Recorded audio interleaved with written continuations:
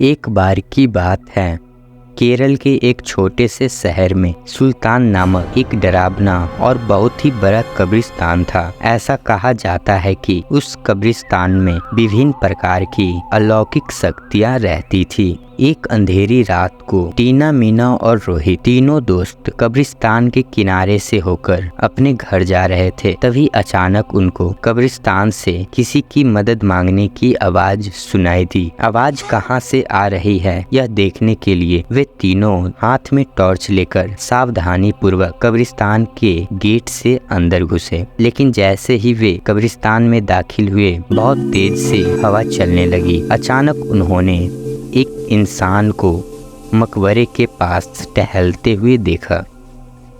वह इंसान बहुत ही उदास और परेशान दिखाई दे रहा था। इसलिए टीना, मीना और रोहित उसके पास आए और पूछा, कौन हो तुम और इतनी रात को यहाँ क्या कर रहे हो? तो उसने जवाब दिया कि मैं एक आत्मा हूँ और मेरा नाम अकबर है।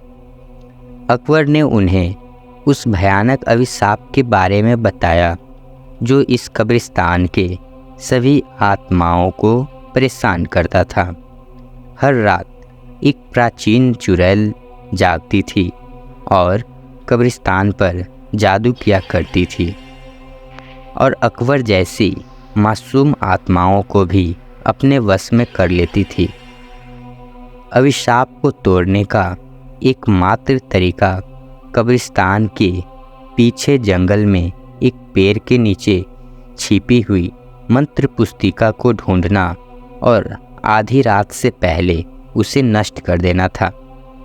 जादुई पुस्तक ढूंढने के लिए दृढ़ संकल्प होकर तीनों दोस्त अपने मिशन पर निकल पड़े। उन्होंने अंधेरे में मकबरे के बीच रास्ता खोजा ताकि वह जंगल में जा सके और इस बात का ध्यान रखा कि आराम करने वाली आत्माओं को परेशान न किया जाए। रास्ते में उन्हें एक छोटा सा बोन्स नामक कंकाल का सामना करना पड़ा, जो उन्हें जादू की किताब खोजने में मदद करने के लिए तैयार हो गया। वह कंकाल उन्हें एक पुराने आम के पेड़ के पास ले गया और कहा, इस पेड़ के पत्ते सब अपने पास रख लो।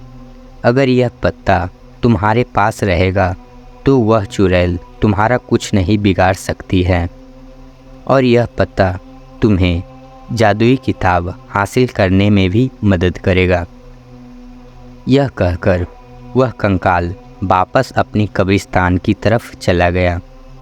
आम के पत्ते को अपने हाथ में लेकर तीनों दोस्त जादुई किताब ढूंढने लगे। बहुत देर ढूंढने के बाद जंगल में एक झील के अंदर उन्हें चमकता हुआ कुछ दिखाई दे रहा था।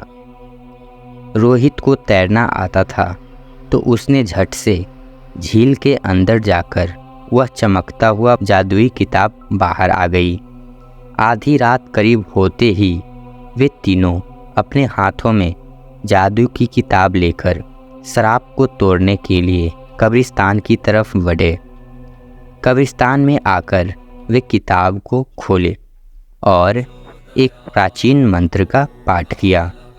मंत्र पाठ करते ही जमीन कांपने लगी और कब्रिस्तान में एक तेज रोशनी छा गई। फिर क्या था, वह चुड़ैल जाग गई और गुस्से में दिखाई देने लगी, लेकिन उसकी शक्ति धीरे धीरे कमज़ोर हो रही थी। उसने टीना, मीना और रोहित को जादुई किताब पढ़ने से रोकने के लिए अपनी जादुई शक्ति का प्रयोग किया, लेकिन उन तीनों पर इसका कोई असर नहीं हुआ, क्योंकि तीनों के पास आम के पत्ते जो थे जो उनकी रक्षा कर रहे थे।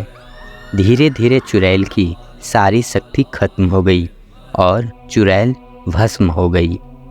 इस तरह टीना, मीना और रोहित ने कब्रिस्तान में फंसी हुई आत्माओं को मुक्त किया और कब्रिस्तान में फिर से शांति छा गई।